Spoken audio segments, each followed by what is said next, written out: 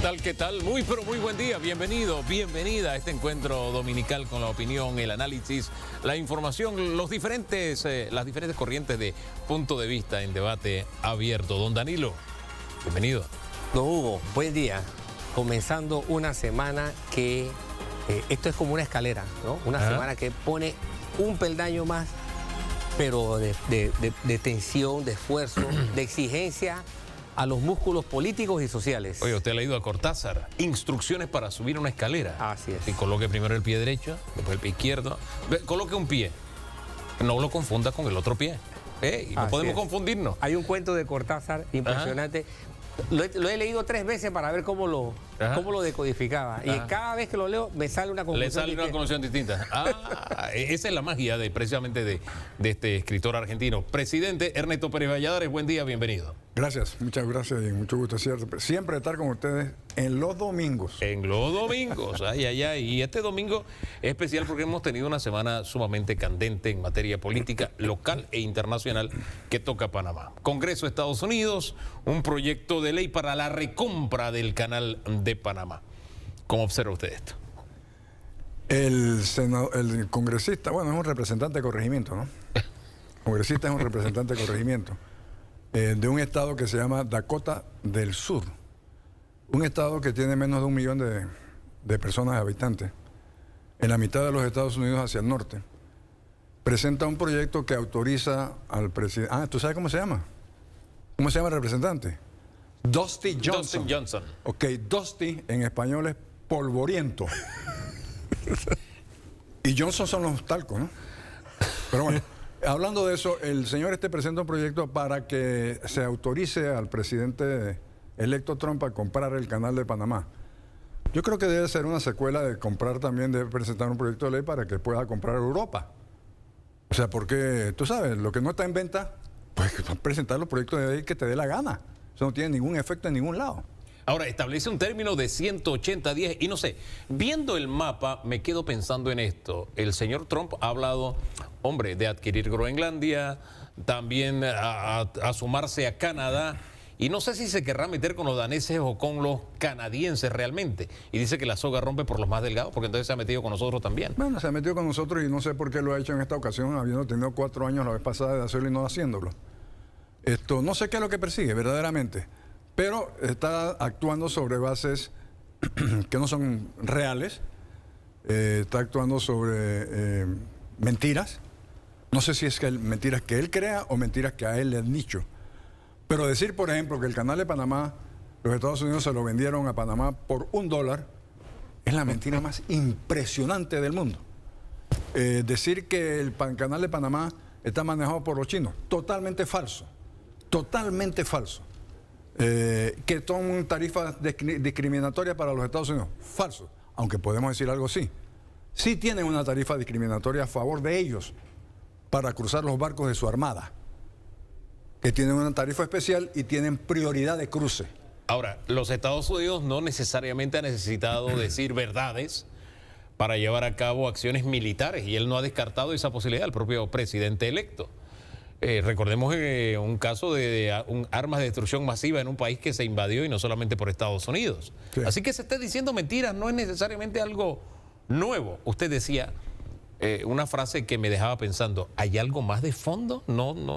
Es difícil saberlo. Tú sabes que el presidente electo Trump es un hombre de negocios que en español muchos lo describen como transaccional. Es decir, que está dispuesto a hacer transacciones. E incluso entiendo que ya hubo alguien que llamó al Ejecutivo para proponer alguna negociación. Y la respuesta del Ejecutivo fue clara. Es que nosotros no tenemos absolutamente nada que negociar, no estamos pidiendo nada a favor de nada. De manera que, ¿qué es lo que tiene el señor Trump detrás de estas amenazas? Difícil saberlo, pero creo que es el camino equivocado. Yo creo que el mundo entero se volcará indignado a apoyar a Panamá. Y tenemos la gran suerte de estar en el Consejo de Seguridad. De manera que también podemos empezar desde ya a hacer la advertencia de lo que está pasando. ¿Tiene que hacerse desde ahora esto en el Consejo de Seguridad? Yo estoy esperando, sí, yo creo que lo que ha hecho el presidente Mulino es que va a esperar al 20 de enero que toma posición el señor Trump para contestarle. Y yo creo que, bueno, es un mecanismo que él ha decidido tomar. Yo lo hubiera contestado antes. Porque ¿Y qué le habría contestado usted? tú no quieres oír lo que yo quiero. Don Danilo. Señor presidente, hay quienes plantean que esto no es una ocurrencia de un individuo, sino que esto es una forma de expresar algo que está muy bien planteado desde hace tiempo ya. Esta es una corriente que replantea a los Estados Unidos, que quiere un relanzamiento, un reposicionamiento. Hacer América grande de nuevo, MAGA, el famoso movimiento que lidera el presidente Trump, implica que Estados Unidos vuelva a lucir como un líder indiscutible, primero en su región, en lo que ellos llaman Occidente, y luego a escala mundial. Y que por eso se articula la exigencia sobre Panamá, sobre México, sobre Groenlandia y otras más que ha expresado el presidente Trump. Si esto es así, nos estaríamos presentando no solamente a una figura que tiene su estilo particular de plantear las cosas, sino a toda una estructura de mando que está hoy liderando el Senado, el Congreso, la Corte Suprema de Justicia, además de la Casa Blanca. ¿Es esto una situación comparable a algo de lo que usted o alguno de sus colegas en el Palacio de la Garza ha enfrentado? ¿Tenemos una situación significativamente de riesgo? A ver, yo empiezo por contestarte la última pregunta. Sí, yo creo que es una situación de riesgo. Y creo que debe hacer bien el gobierno en formar un equipo previendo cuáles son las alternativas o las acciones que podría tomar el gobierno nuevo de los Estados Unidos contra Panamá. Y me refiero no solamente a la militar, que yo creo que eso es una perfecta locura. Me refiero a las presiones económicas. Y yo creo que el gobierno debe empezar a evaluar qué tipo de presiones pueden poner y cuál sería nuestra respuesta. ¿Usted cree que viene por ese camino? ¿Que viene presiones económicas en camino? Yo creo que de alguna manera él tratará de buscar una carta de negociación. ¿Negociación para qué? No sé. Porque sobre las bases que está hablando no hay nada que negociar. Pero bueno, esto sí, en efecto, yo creo que son la expresión de un movimiento que él lidera, que se llama el MAGA, este famoso, y que pretende desconocer que ya el siglo XIX desapareció. Es decir, eso desconoce totalmente las potencias que existen al día de hoy. Vamos a empezar por la Unión Europea. La Unión Europea no se aguanta este tipo de presiones de parte de los Estados Unidos. No hablemos de Rusia, no hablemos de China. Es decir, ya el mundo monopolar se acabó. Aquí hay diferentes grupos muy poderosos que tienen que enfrentar. Entonces yo creo que la forma como él está actuando, lo que se está buscando es la animadversión de estos polos de poder que no necesariamente van a cumplir con sus sueños de grandeza, al contrario. ¿Tiene Panamá algún punto débil o alguna preocupación con el hecho de que hoy, a esta fecha, no se le pueda garantizar a los usuarios del canal el paso continuo desde el punto de vista, continuo y regular, desde el punto de vista de que la disponibilidad de agua a veces, o la falta de ella, a veces ha exigido regular el paso de naves por razón de su calado?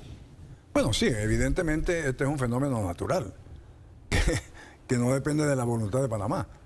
Nosotros no podemos hacer llover ni dejar de hacer llover cuando nos da la gana. Llueve cuando llueve y no llueve cuando no llueve, ¿verdad? Entonces, la disponibilidad de agua es algo que se está tratando de solucionar con la creación de la nueva cuenca hidrográfica de Río Indio, que yo creo que es absolutamente necesaria. Pero siempre habrá periodos de sequía y periodos de muchísima lluvia. Ahora mismo casi estuvimos por derramar agua en los lagos. Pero bueno, el año pasado tuvimos el fenómeno contrario. Y lo que tenemos que hacer es ajustarnos a la realidad de lo que nos manda la madre naturaleza. Ahí no podemos hacer más nada. Yo creo que la pregunta y usted me corrige, está encarrilada en que una acción unilateral de Estados Unidos respecto al canal, de intervención con respecto al canal, es, según está establecido, si se ve en riesgo el tránsito por el canal o se ve dificultado o hay alguna obstrucción del tráfico. Yo creo que ¿Se podría usar por la excusa? Yo creo que la palabra correcta es una amenaza y la amenaza es militar. Ajá. O sea, ¿Se refiere a eso? Yo creo que se refiere exclusivamente a eso. O sea, los Estados Unidos no pueden venir a decir ahora no hay tránsito porque no hay agua. En consecuencia vamos a intervenir. O sea, es totalmente absurdo. Totalmente absurdo, dice usted. Bien, oiga, tenemos que tomarnos en serio lo que dice Trump. Yo veo que en México lo choteó un poquito la presidenta diciendo, bueno, si usted quiere cambiarle el nombre al Golfo de México, vamos a llamarle a todo el oeste americano México-América. Como se llamó originalmente. Y de pronto allá en Dinamarca le dijeron, hombre, no, en vez de venderte Groenlandia, nosotros compramos Estados Unidos. Un poquito llevado al choteo. ¿Nosotros debemos seguir la misma dirección o esto lo debemos manejar en serio? Yo creo que los únicos que tienen una verdadera amenaza somos nosotros. ¿Y por qué? Porque somos los más débiles, porque somos los más pequeños, porque de alguna manera tenemos una relación histórica casi que de subyugamiento con esta gente. Y en consecuencia nosotros tenemos que tomar cualquier amenaza muy en serio y buscar el apoyo internacional, como lo hicimos durante el periodo de transición, durante el periodo de negociación de los tratados. Si no hay ninguna razón de ninguna clase para tratar de amenazarnos con el canal de Panamá. Y debemos denunciarlo. Yo creo que el presidente Mulino está esperando que sea oficial la toma de posición del nuevo gobierno en los Estados Unidos para actuar de acuerdo. Ahora, hablando un poquito de política también internacional relacionado con el país, hay un anuncio de Se Busca a Ernesto Pérez Valladares, no en Panamá, sino en Venezuela, aquí cerquita. Y haciendo un paralelismo con lo que decía, creo que era Baker el que escribió que solo se quedan los muertos. Acá sería que solo se quedan los dictadores, asumir el poder prácticamente en soledad, sin colegas del área, si acaso uno. Chuleta, no debe ser sencillo. La situación Venezuela y su relación con Panamá y el Se Busca de Ernesto Pérez Valladares, que ahí aparece en pantalla a propósito. Sí, para mí esa es una medalla, es un galardón. Y se lo agradezco al dictador y a todos sus congéneres. Porque es una medalla de democracia, de defensa a la democracia y a la institucionalidad. Muchas gracias, dictador Maduro. Así es que no hay problema. Y yo estoy aquí, venga a buscarme. No hay ningún problema, nos encontremos. ¿Es sostenible la situación de Venezuela?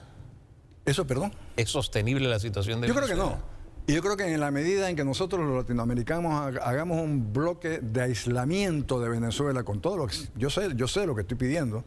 Yo sé el daño que eso significa para los venezolanos que están allá todavía. Pero es que no hay otra forma. Tenemos que ahondar la crisis para que haya un resurgimiento, para que haya una explosión, para que haya un mecanismo de corrección de parte de quien pueda hacerlo, que no somos nosotros. Entonces, sí, no es sostenible, como a menos que haya países dispuestos a, por ejemplo, seguir comprándole el petróleo. Pero hay mecanismos de evitar que eso se dé también. De manera que yo creo que tenemos que hacer un bloque de presión económica, no comprar y no vender nada, y aislamiento diplomático. Bien, ahora, eso es una jugada que también afecta al que la toma, como en el caso de Panamá, porque Sí, claro. Panamá vive del comercio internacional y ya las medidas que ha tomado Venezuela, o también Panamá, le han pegado de rebote. Sí.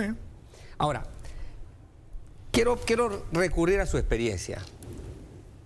Las diferencias entre estados implican intereses, pero hay también diferencias personales que a veces se sobrepasan para respetar las relaciones y los intereses entre estados. Cuando un mandatario sale al ataque personal con respecto a otro, pero intenta salvar diferencias nacionales, como fue el último caso del señor Maduro, que atacó la personalidad del presidente actual de Panamá, el señor Mulino, pero ensalza la figura de Torrijos, por ejemplo. Al mismo tiempo, ¿qué toca desde el punto de vista diplomático hacer aquí? Responder de qué forma, de acuerdo a su visión. Usted no es el presidente ahorita, pero le hubiera podido tocar una experiencia como esta. Bueno, lo primero que te quiero decir es lo que ya he dicho, que cuando yo empecé a oír la intervención del señor Maduro sobre el presidente Mulino, pensaba que se estaba autodescribiendo a él mismo, con los términos y las vulgaridades que dijo en esa mesa. Pero luego hay un dicho que es muy bueno: al bagazo poco caso. yo creo que lo que corresponde es no darle ni siquiera recibo a esas declaraciones absurdas que ha hecho. Y por supuesto que tiene que ensalzar a Torrijos porque si no se metería en contra de todo el país, contra los tratados Torrijos-Carter. Así que no, ese es un mecanismo de él para mantener su poder, su gente, tú sabes, su supuesto discurso belicista, agresivo, que son los machotes. Es un cobarde. ¿Eso es Maduro? Un gran cobarde. Presidente, hablemos un poquito de la situación en Panamá y ya miramos un poquito cómo anda el vecindario. Hablemos de Panamá porque hay un tema que tiene trascendencia internacional, el tema de la mina. Si lo miramos como local, pero tiene trascendencia internacional ante la justicia, por el tema que tenemos pendientes unos casos y otras razones. El gobierno tiene como siguiente tema en su agenda la mina. ¿Cómo cree que lo debe manejar? Con mucho cuidado. Hugo, vamos a ver. A ver. Primero hay que ver por qué se cierra la mina. La mina se cierra por un fallo de la Corte Suprema de Justicia declarando 25 inconstitucionalidades. Yo no soy abogado, gracias a Dios, pero a mí me parece que tener un equipo como el que tuvo todos los gobiernos anteriores, de excelentes juristas asesorándolo, para que cometan 25 inconstitucionalidades en un contrato, a todas luces es absurdo. De manera que me parece que ese es un fallo no jurídico, sino político, por las protestas que había. Luego, pienso que las protestas en la calle se deformaron.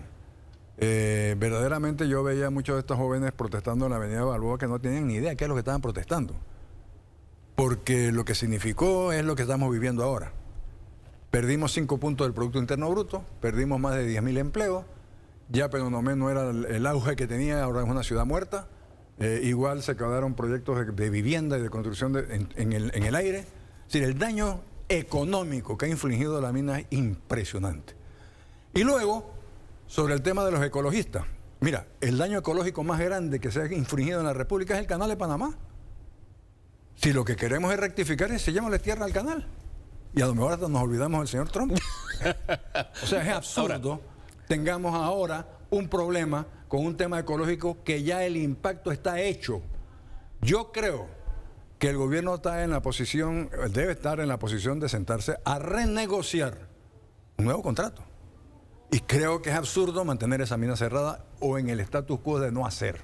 En esa renegociación de contrato, ¿qué sería negociable y qué no sería negociable? No, yo creo que es un tema de negociación de beneficios. Es decir, vamos a lograr primero un contrato por un periodo de tiempo aceptable. Segundo, por una participación del Estado panameño en igualdad de condiciones con los socios. Tercero, con un sistema ya establecido de adecuación del manejo del daño ecológico. Y finalmente un manejo de cierre. Pero tener allí una cantidad de toneladas acumuladas sin vender con un valor inmenso, tener ahí una mina que está costando gastos sin producir ingresos, es un absurdo verdaderamente. Y sobre todo si tú te pones a pensar, ¿cuál es el uso alternativo de esa tierra? No hay. Ahí lo que habían era una cantidad de campesinos que vivían en una miseria impresionante, sembrando achuzo, comiendo las palomitas que podían cazar, y estaban sentados sobre un tesoro. O sea, es absurdo que nosotros no explotemos los tesoros nacionales para el bienestar de los pueblos. Don Danilo. Presidente, meses atrás, el escenario que se le escapó de las manos al gobierno, a mi criterio, involucraba 3 grupos. Un grupo totalmente pro contrato con la minera. Un grupo totalmente, antes de llegar al otro extremo, un grupo que estaba en contra del contrato, pero que no necesariamente estaba en contra de la minería. Y un tercer grupo, antiminería metálica abierta, y que por lo tanto implicaría estar en contra de cualquier contrato. Y el gobierno no pudo distinguir eso. El gobierno no pudo distinguir y dejó que todos estos dos grupos, estos últimos grupos, se amalgamaran, dado el desespero al que llevaron. ¿Cómo podría darse un primer paso para poder distinguir ese segundo grupo al que yo creo que usted podría apelar, que es gente que, cuestionando un contrato, no necesariamente está en contra de la actividad minera. Yo le propongo una cosa, le responde la pregunta a don Danilo luego de la pausa, ¿le parece? Porque también tenemos que hablar sobre las reformas a la Caja de Seguro Social, se la ponemos sobre la mesa.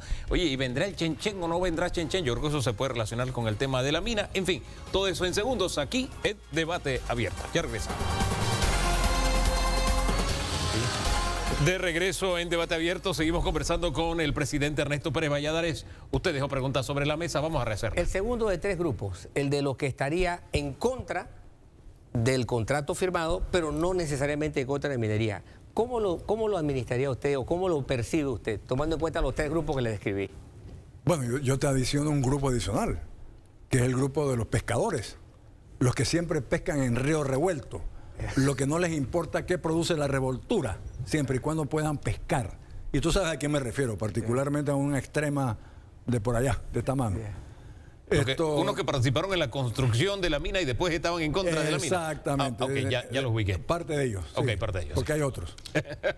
Entonces, sí, en efecto, Danilo, yo creo que explicando bien las nuevas posibilidades de un contrato con mejor posicionamiento para los intereses panameños, es posible renegociarlo. Es posible que la gente pueda decir, bueno, ¿tú sabes qué?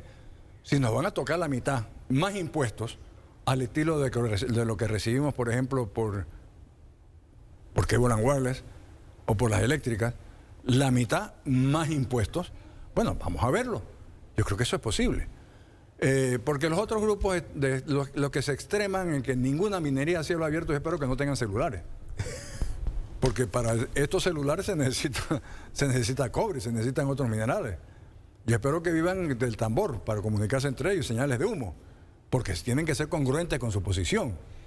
Así es que yo sí creo que puede perfectamente bien plantearse una renegociación sobre bases más justas para el Estado panameño. Lo que usted plantea como esquema es prácticamente una corporatización, como la que hizo usted. Se puede hacer, aunque siempre puede ser, tú sabes, tú puedes tener la propiedad de la mina, el Estado panameño, y lograr un administrador que por su administración reciba una compensación de la mitad de la ganancia. Ahora bien, vamos a otro tema porque de alguna forma, hablando de todo esto, uno piensa en el chenchen que prometió el presidente de la República. ¿Las estrategias desarrolladas a esta hora aseguran que vendrá ese chenchen, presidente? Bueno, en primer lugar, a mí no me gusta la expresión chenchen. ¿Por qué? Porque la expresión chenchen deriva históricamente de lo que pedían los muchachos en la calle, a los gringos. Change. Que les regalaran el cambio. De ahí viene. De ahí viene, así que esa palabra a mí no me gusta. Yo no ¿Pero a quiero usted no le gusta el chenchen? No, yo no quiero chenchen, yo quiero el billete. Ah, ok. Para los panameños, riqueza, billete, no chenchen. Así es que sí, yo creo que eso ha afectado, por supuesto que ha afectado. El impacto negativo del cierre de la mina ha significado un decrecimiento en el Producto Interno Bruto de por lo menos 2 o 3 puntos. Y eso significa menos empleo, menos generación de riqueza, menos impuestos, menos posibilidad de solución de los problemas nacionales, de salud, de agua, de educación, porque no hay impuestos ni dinero. Y nosotros no tenemos una maquinita de inflación. Gracias a Dios no tenemos esa maquinita de hacer billetes, porque si no, ese sería un riesgo grande para un país como este. Pero fíjese que la siguiente pregunta la relaciona un poco con lo que dijo hace unos días el presidente de la Cámara de Comercio. Él dijo, las reformas a la caja no son suficientes, hay que abrir la mina, necesitamos la mina. En materia de economía, ¿es la visión correcta? ¿La mina es necesaria a pesar de los cambios de la caja y cualquier otra acción económica que se pueda desarrollar para que venga el chenchen? Palabra que a usted no le gusta. Para que venga el billete, diga. Para que venga el billete, pues. Venga. Mire, yo no creo que sea necesario. Yo creo que la apertura de la mina mitiga un poco el impacto negativo o necesario en las finanzas públicas. Es decir, si tú tienes un ingreso por la mina, debes tener suficiente capacidad de ayudar a la Caja del Seguro Social sin aumento de impuestos. Si no tiene la mina, evidentemente la otra forma es aumento de impuestos, porque no hay otra. No hay forma de endeudamiento adicional. Nosotros, en efecto, no producimos la maquinita de la inflación, de manera que no hay otra forma de financiar el problema del IBM si no es al aporte con la riqueza de la mina, sino subiendo los impuestos. Don Danilo. Señor presidente, yo recuerdo perfectamente bien que uno de los momentos tensos de su gobierno fue lo ocurrido en torno a la creación de la comarca Nové-Buglé. Fue una situación de tensión, la recuerdo perfectamente bien, la discutí con usted en ese momento, en esa situación. Usted estaba de acuerdo con la creación de la comarca, ¿cómo no? Sin embargo no fue una creación ni fácil ni cómoda. casi que alrededor de 30 años después, la comarca sigue siendo el escenario más perverso de la pobreza en Panamá y de la desigualdad en Panamá. A pesar de lo que yo recuerdo perfectamente bien que estaba en la base de la discusión de la creación de la comarca. Y ellos, los dobles, son opositores contundentes y dominan una región que articula muy bien el cierre de la vida económica de Panamá, que es la interamericana, en rechazo a lo que ocurra con cosas como la minería, por ejemplo. Eso que ha fracasado el país en más de 30 años, alrededor de 30 años, ¿cómo podría recortarse o revertirse o mejorarse rápidamente? Danilo, vamos a ver. Nosotros lo que hicimos fue dar un primer paso. El primer paso significó no más empujar la frontera de los indígenas hacia el nada. Porque eso era lo que estaba pasando. Cada día crecía la ganadería, cada día crecían las actividades agrícolas de campesinado contra lo que históricamente ha sido el área de vivienda de los indígenas. Pero se quedaron en el tintero los próximos pasos. Crear actividades económicas en esa área que les produzca riqueza. Por ejemplo, la siembra de café. Ahí hay excelentes áreas de siembra de café y de cacao. Hay posibilidades muy grandes de que ellos participen, por ejemplo, en el tema de la minería, porque muchas de las minas incluso quedan dentro de las áreas de reserva. De manera que yo creo que lo que se quedó en el tintero fueron los pasos siguientes. El paso original es el correcto, la creación de una barrera de contención, pero luego dentro de esa barrera de contención tú tienes que generar las inversiones para poder tener la capacidad económica de subir el estándar de vida de esta gente.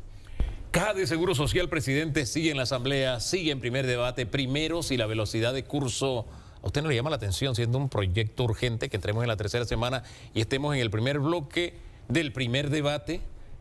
Comencemos por ahí. Esta velocidad de curso que lleva, la forma en que se ha tratado en la Asamblea. Hugo, tú tienes que, vamos a ver, tenemos que entender que los órganos del Estado tienen sus propios mecanismos. Ajá. El Ejecutivo ejecuta mucho más rápido, supuestamente. Debería. El Legislativo responde a una serie de presiones y consideraciones políticas electorales. Los diputados en su inmensa mayoría piensan en la próxima elección y no en la próxima generación. En consecuencia, los mal llamados costos políticos les pesa muchísimo, es un fardo muy grande sobre su actuación. Yo creo que eventualmente ellos tendrán que asumir la responsabilidad para la cual compitieron. Es decir, hombre, yo sé que a nadie le gusta que le metan la mano en el bolsillo para quitarle dinero mediante las medidas paramétricas, de aumento de la edad, de aumento de las cuotas, a nadie le gusta, pero a nadie le va a gustar que le dejen de pagar sus pensiones y su jubilación tampoco, eso va a ser peor. Entonces asumamos la responsabilidad para la cual nadie los impulsó a correr. Ellos corrieron y ganaron porque querían esa responsabilidad. Bueno, ahora asúmala y haga lo que tiene que hacer. La otra alternativa de aumentar impuestos de ITBMS del 7 al 10, ¿le parece viable? No, es viable, sí, desde el punto de vista de salvar la cara, desde el punto de vista de no asumir la responsabilidad, sí, es viable. Pero, ¿es conveniente? Bueno, tú sabes que estos impuestos al consumo son impuestos regresivos, ¿verdad? ¿Qué significa un impuesto regresivo? Que le pega con mucho más dureza a las clases humildes que a las clases pudientes. Para una persona que tiene un sueldo o un salario de $1,000, gastar 130 en vez de 100 hace diferencia. Para una persona que tiene un salario de $7,000 o un ingreso de $10,000, gastar 130 o 100 es igual. Entonces eso es regresivo, le pega con mucha dureza a la clase humilde. Y además de eso hay otro problema, de justicia social. Ese impuesto lo pagan todos los consumidores, pero no todos los consumidores son ni pensionados, ni jubilados, ni asegurados.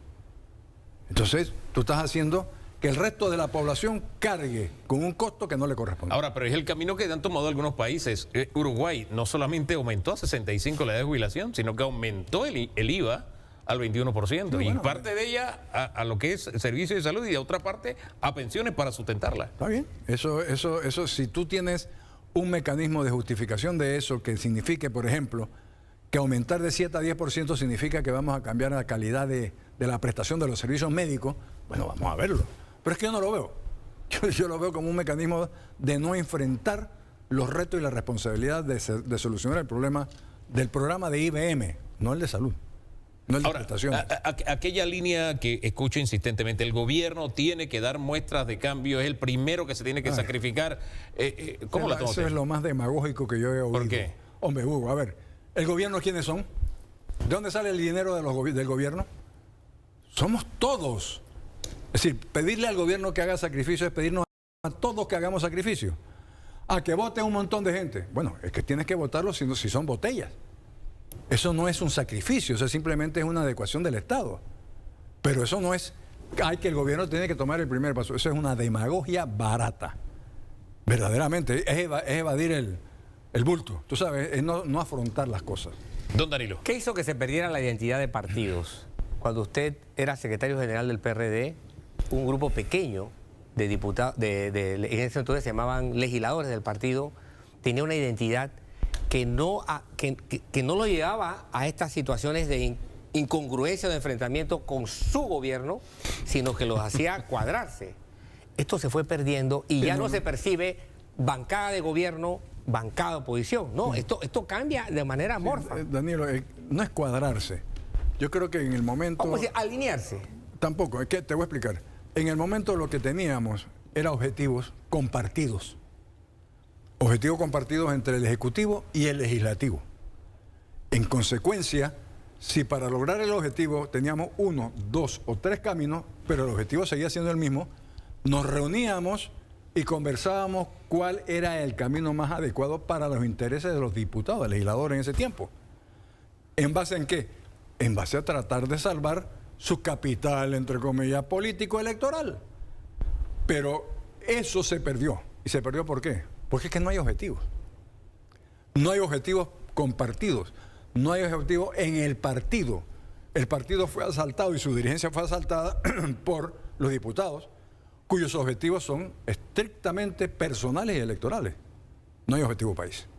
Entonces ese mecanismo se perdió, no solamente en el PRD, en los otros partidos políticos igual, que están siendo manejados igual por los diputados. Hombre, al final tenemos el gobierno que se fue prácticamente era administrado por los diputados desde la Asamblea, ¿no? El Ejecutivo era dominado por la Asamblea. Y este que tenemos ahora prácticamente se ha quedado, a partir de lo que dibuja Danilo, sin bancada. Prácticamente no tiene quienes pongan hombre, aquí hablamos de la Caja de Seguro Social y nosotros rebuscamos diputados que vengan a defender la propuesta de gobierno y ninguno dice yo estoy ahí. Sí, por cobardía. Es cobardía. Claro que es cobardía. Es cobardía a perder los votos de su electorado. Es cobardía a no asumir la responsabilidad que le corresponde como panameño ejerciendo una función pública.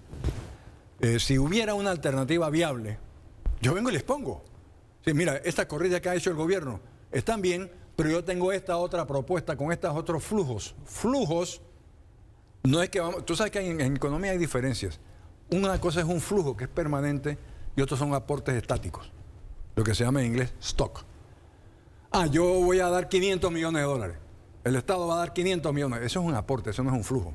Eso soluciona un momento, es como una es un retrato, no es una película. Si tú me das a mí una película de flujos de cómo solucionar sin meternos en los paramétricos, magnífico. Vamos a estudiarlo inmediatamente. Pero tú me quieres decir a mí que la capacidad instalada de inteligencia y de preparación y de análisis del Ejecutivo es menor que la del Legislativo. Yo no creo. Ahí van cabeza a cabeza, me da la impresión, pero ¿sabe qué? Me quedé pensando en la propuesta que ha puesto, por ejemplo, un grupo innovador, un grupo diferente, un grupo refrescante como vamos a recortar lo que ganan los cónsules, vamos a recortar el tamaño del Estado, etcétera. ¿Eso nos garantizaría ese flujo del que usted habla? Yo no sé, ellos tienen que medir el impacto en económico de qué significa ese flujo.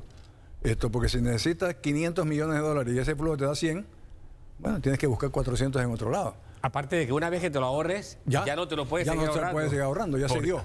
Por eso ponía la palabra flujo allí, porque flujo es lo continuo, ¿no? Sí.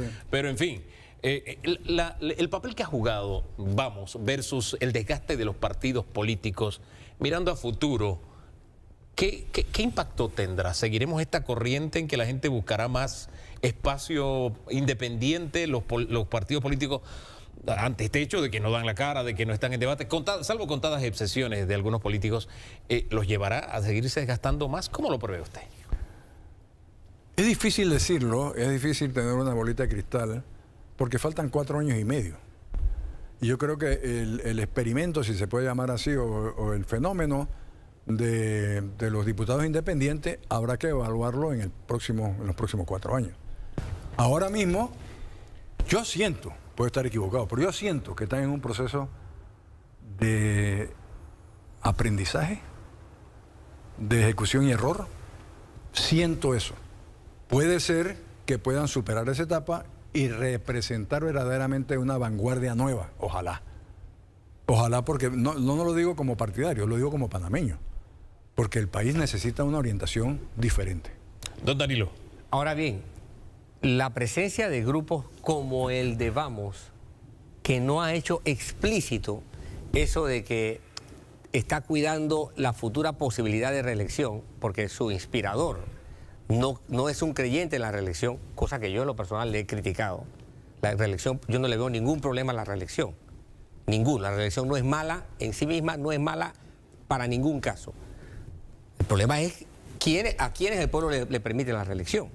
Pero el hecho de que Vamos no tenga ese compromiso explícito de creer en la reelección no le facilita al gobierno Mulino el tener una bancada con la que pueda tener acercamientos, negociar, porque por lo menos ellos no están mirando ese compromiso futuro, pues. Danilo, corrijo una palabra, no me gusta negociar. No me gusta la palabra negociar. Pero es que ese es un escenario de negociación. No, espérate, es un escenario de intercambio de opiniones. Ok. Y de acercamiento de condiciones y para llegar a un punto común. Negociación es, yo te doy esto, pero tú me das a esto. cambio de algo. Pero, presidente, yo veo legítimo que un diputado le diga a un gobierno, mire, yo le voy a dar mi voto, pero yo quiero que me construyan en mi provincia un puerto o un aeropuerto. A cambio de eso se lo voy a dar. Yo lo encuentro legítimo. Sí, yo sé que eso sucede y además mucha gente lo piensa igual. Yo tengo problemas con eso. Sí, te lo digo sinceramente. Porque yo creo que la responsabilidad de un ejecutivo es hacer las obras que el país necesita y la responsabilidad de un diputado es llevar adelante las leyes que el país requiere. En el medio están estos programas. Bueno, yo creo que tú puedes conversar, tú puedes discutir, tú puedes crear mecanismos de conversación para solucionar los problemas de las comunidades sin llegar al quid pro quo. Esto a cambio de esto. Eso no me gusta. Porque se convierte en carta de cambio. El día de mañana también viene ese intercambio y si no me das, no te doy. Y podría, bueno, ese escenario lo hemos vivido permanentemente en el gobierno que se acaba de ir. Necesito estos nombramientos. Esa es otra cosa. No, pero esa es una cosa es una cosa es el interés público, Sí. otra es el interés personal. De acuerdo. Podría ser. Es parte del escenario. Ya han pasado 6 meses de este gobierno. Tenemos un poco la hoja de ruta que tendrá la administración. El primer mensaje del presidente Mulino ante la Asamblea. ¿Qué evaluación hace usted del gobierno Mulino o todavía es muy temprano? Yo creo que es temprano. Yo creo que tenemos que esperar las circunstancias de, por ejemplo, qué va a pasar con las reformas a la Caja del Seguro Social. Vamos a ver qué significa después del 20 de enero la posición de Panamá frente a la amenaza del presidente electo, Trump. Vamos a ver cómo se empieza a abordar el tema de la mina. O sea, yo creo que es muy temprano para hacer una calificación. Todavía estamos en los meses previos al examen. Todavía estamos en los meses de recibir instrucción y de estudiar y empezar a ejecutar poco a poco. Yo creo que hace falta. Hace falta. ¿Ven el horizonte el tren Chiriquí-Panamá o David-Panamá? Lo veo muy difícil. ¿Por qué? Porque yo no creo que económicamente sea viable. Me corrijo, financieramente sea viable. Económicamente tiene un impacto positivo, yo no tengo la menor duda. El tema es primero, ¿cuál es la ruta? Porque yo abogaría por una ruta diferente a ir de pueblo en pueblo, de ciudad en ciudad. Comparto esa totalmente. Yo abogaría por abrir una ruta recta con ramales a las ciudades importantes. Y no ir de aquí a Chorrera, de aquí a Raiján, de Raiján a Chorrera. No, o sea, no, eso no. Y luego tienes que evaluar cuál es el movimiento que se va a dar desde el punto de vista de generación financiera. Tercero, ¿quién lo hace? ¿Cómo se financia? Ahora tenemos la gran luz roja, o por lo menos parpadeando, de cuidado con China.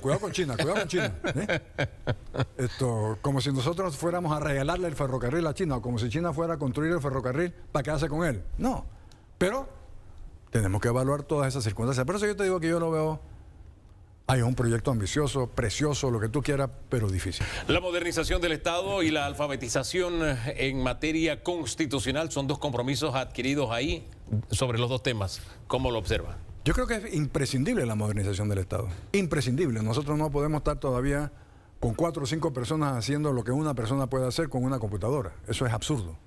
Nosotros, o sea, tenemos que lograr eficiencia y rendimiento positivo.